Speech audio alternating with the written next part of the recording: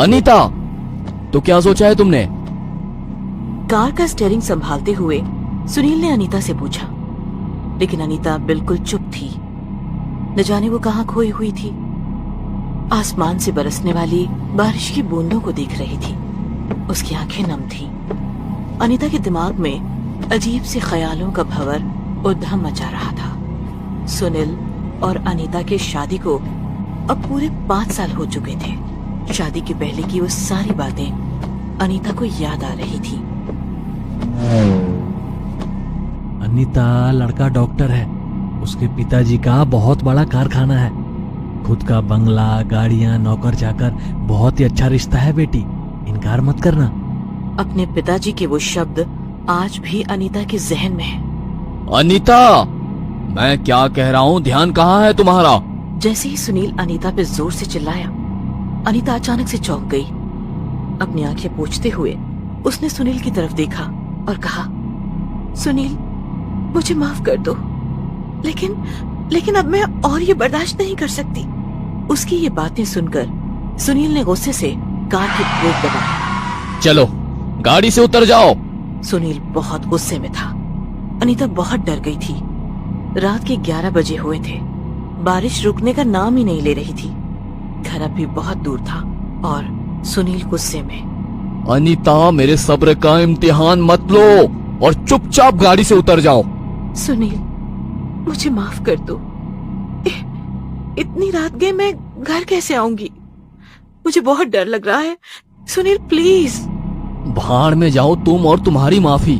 अगर तुम मर भी गई तो मेरे लिए अच्छा ही हो जाएगा। जान छूट जाएगी मेरी। जैसे ही अनीता गाड़ी से उतर गई, सुनील ने गाड़ी चालू कर ली और घर की ओर बढ़ने लगा। लेकिन ये सब अब अनीता के लिए कोई नई बात नहीं थी। मारना, पीटना, 3-4 दिन भूखी रहना, नौकरों से भी बदतर हालात में थी अनीता। बारिश में भीगते हुए उस वीरान सड़क पर अनीता किसी पुतले की तरह खड़ी सुनील की कार को जाते हुए देख रही थी। अब उसके पास कोई चारा नहीं था। वो पैदल घर की ओर बढ़ने लगी। मन में सैकड़ों ख्याल आ रहे थे। ऐसे जीने से तो मर जाना बेहतर है। किसी गाड़ी के नीचे छलांग लगाकर खुद को खत्म कर दूं। अचानक अनीता को किसी के रोने की आवाज आने लगी। अनीता रुक गई और ध्यान से सुनने की कोशिश करने लगी। पास ही में किसी बच्चे के रोने की आवाज आ रही थी। अनीता को बहुत अजीब लगा, क्योंकि आसपास न तो कोई गांव था, न ही कोई बस्ती। तो उस बच्चे की आवाज आ कहां से रही है?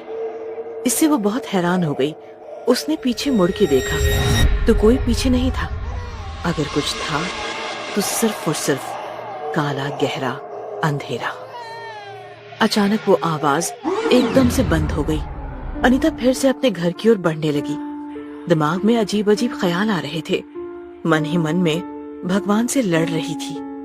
हे भगवान, आखिर मेरी क्या गलती थी? मैंने आखिर कौन सा पाप किया था जो मेरे नसीब में इतने निर्दयी लोग आ गए? इस स्त्री जन्म से तो मौत ही बेहतर है। अनीता अपने ही ख्यालों में घर की ओर बढ़ रही थी। कुछ दूर चलने के बाद अनीता एक पुल पर आ गई। शहर से आने वाला गटर का पानी उस पुल के नीचे से नदी में मिश्रित हो जाता था। नाली का पानी बहुत जोर से बह रहा था।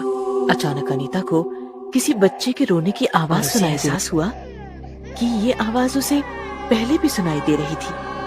अब उसने बच्चे को ढूंढना शुरू किया। बच्चे की आवाज उस पुल के नजदीक से आ रही थी। अनीता ने झुक के देखा तो एक बच्चा नाली के नजदीक से रेंगते हुए ऊपर की तरफ आ रहा था। वो समझ गई कि किसी ने अपने अनचाही संतान को नाली में फेंक दिया था। अनीता बच्चे को उठाकर पुल पर आ गई। बच्चा जोर जोर से रो रहा था। अचानक अनीता को महसूस हुआ कि उसके पीछे कोई खड़ा है। अनीता ने पीछे मुड़ के देखा तो वो बहुत डर गई। सफेद कपड़े और खुले बाल। एक 12 से 13 साल की लड़की खड़ी थी। वो अनीता को घूरे जा रही थी। अनीता ने उस लड़की के पास जाकर कहा, बेटी, तुम्हारा नाम क्या है? और इतनी रात गए यहाँ क्या कर रही हो? वो लड़की निशब्द थी और बस अनीता को घूरे जा रही थी। जैसे उस लड़की का ध्यान अनीता के हाथ में रोने वाले बच्चे की ओर गया, आंखें बड़ी करके वो जोर से चिल्लाई। उसकी चीख से अनीता का कलेजा कांपने लगा। वो लड़की वहां से जोर से भागने लगी और उसने उस पुल के नीचे पानी में छलांग लगाई। ये नजारा देखकर उसकी आंखें फटी की फटी रह गई। मदद के लिए उसने इधर उधर देखा तो सामने उसे कार की हेडलाइट्स दिखी। वो दौड़कर उस कार के पास गई तो उस कार में सुनील को देखकर उसे बहुत राहत मिली। कांपते हुए स्वर से उसने सुनील से कहा, सुनील सुनील, अभी अभी एक बच्ची ने पुल के नीचे पानी में छलांग लगाई है और इस बच्चे को कोई नाले में फेंक कर गया हुआ था। और जैसे ही उसने अपने हाथ में देखा तो वहाँ कोई बच्चा नहीं था। सुनील अचरज से उसकी तरफ घूरे जा रहा था और उसने पूछा, कौन लड़की, किसका बच्चा? ये कैसी बहकी बहकी बातें कर रही हो? बहुत हो गया तुम्हारा नाटक, अब चुपचाप गाड़ी में बैठो। डरते हुए अनीता गाड़ी में बैठ गई। पुल पर जो हुआ था उससे वो बहुत डर चुकी थी। करीब 1:30 बजे दोनों घर पहुंच गए। सुनील के पिताजी ने सुनील को डांटते हुए कहा, इसे रास्ते में क्यों छोड़कर आ गए थे, इडियट? अगर इसे कुछ हो जाता तो पुलिस हमें पकड़ लेती। उस रात अनीता को नींद नहीं आ रही थी। शरीर बुखार से जल रहा था। पुल पर घटी घटना वो किसी से कहना चाहती थी, लेकिन उसे सुनने वाला उस घर में कोई नहीं था। दूसरे दिन सुबह सुनील ने अनीता के मुंह पर पानी डालकर उसे जगा दिया और कहा, महारानी की तरह सो रही हो। सुबह के 7 बज चुके हैं, मुझे क्लिनिक जाना है। सारा काम निपटाकर अनीता ने नाश्ता टेबल पर लगा दिया। तभी सुनील की माँ ने सुनील से कहा, अब सुनील, तुमने अनीता से बात की? बात तो की है, लेकिन महारानी सुनने को राजी ही नहीं है। अनीता, अनीता! अपनी सास की आवाज सुनकर अनीता भागकर वहां आ गई।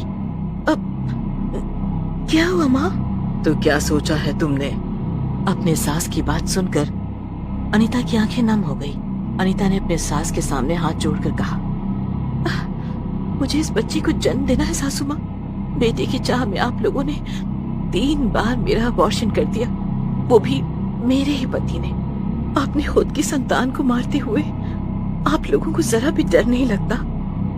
ईश्वर से डरिए, ईश्वर से डरिए। शायद ईश्वर की यही इच्छा है कि इस घर में बेटी जन्म ले। उतने में सुनील ने गुस्से से अनीता को थप्पड़ मार दिया। सुनील अनीता को घसीटते हुए बाहर गाड़ी की ओर ले गया। उसे गाड़ी में बिठाकर अपने क्लिनिक ले गया। अब रोना धोना बिल्कुल बंद। मेरे क्लिनिक में मुझे तुम्हारा बिल्कुल आवाज नहीं चाहिए। दोनों क्लिनिक में आ गए। सुनील ने कहा, सिस्टर, अबॉर्शन की तैयारी शुरू करो। सर, आज आपको ऑपरेशन के लिए बाहर जाना था। कल ही हमारी इस मुद्दे पर बात हो चुकी है। ओह माय गॉड, 11 बज गए। मैं तो बिल्कुल ही भूल गया था। ठीक है, मैडम का ध्यान रखना। इतना कहकर सुनील वहाँ से निकल गया। अनीता क्लिनिक में सुनील की राह देखते बैठ गई। कब शाम हो गई अनीता को पता ही नहीं चला। मैडम, आप यहाँ आराम कीजिए, सुनील सर आते ही हैं, मैं आपको उठा दूंगी। अनीता बेड पे लेट गई और सोच ही सोच में उसकी आंख लग गई। अनीता, अनीता चलो उठो जल्दी, घर जाना है। मैं तुम्हारा गाड़ी में इंतजार कर रहा हूँ। अनीता गाड़ी में बैठ गई। बरसात तो रुकने का नाम ही नहीं ले रही थी। कुछ ही दूरी पर वो पुल था जहाँ अनीता को अजीबोगरीब अनुभव हुए थे। वो बहुत डर गई थी। उतने में ही गाड़ी पंचर हो गई। ओह गॉड, इसे भी अभी पंचर होना था। तुम गाड़ी में बैठो, मैं टायर बदलता हूँ। अनीता गाड़ी में बैठे बैठे उस पुल को घूरे जा रही थी। अचानक उसे उसी बच्चे की रोने की आवाज सुनाई देने लगी। वो तुरंत गाड़ी से उतर गई और उसने देखा वही कल रात वाला बच्चा रोते रोते रेंगते हुए उसकी ओर बढ़ रहा था। उसे देखकर अनीता के रोंगटे खड़े हो गए। डर के मारे उसे कुछ सोच नहीं रहा था।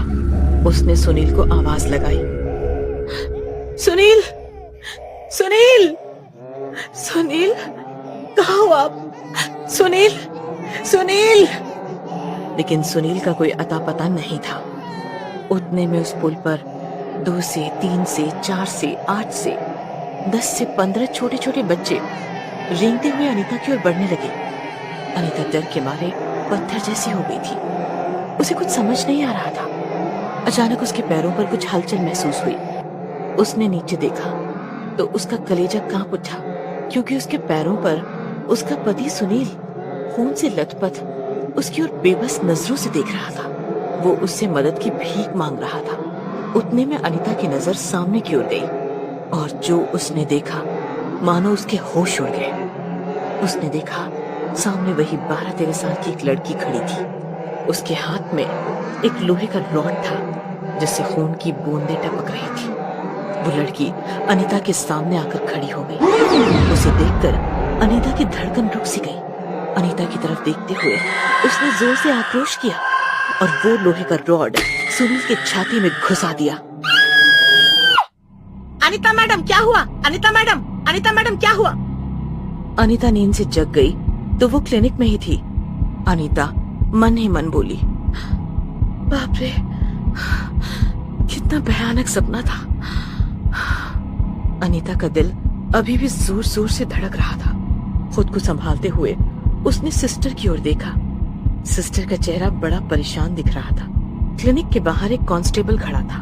अनीता ने घड़ी में देखा तो सुबह के 6 बजे हुए थे। मैडम, आपको हमारे साथ चलना होगा। अनीता को ये सब अजीब लगा। वो एम्बुलेंस में बैठ गई। साथ में सिस्टर भी थी। जैसे ही एम्बुलेंस उस पुल पर पहुंची, वहां लोगों की भीड़ दिखाई दे रही थी। अनीता नीचे उतर गई। उसने देखा कि कुछ दूरी पर सुनील की कार खड़ी थी। कार का एक टायर पंचर था। अनीता समझ नहीं पा रही थी कि आखिर हो क्या रहा है। उतने में अनीता को किसी के रोने की आवाज सुनाई देने लगी।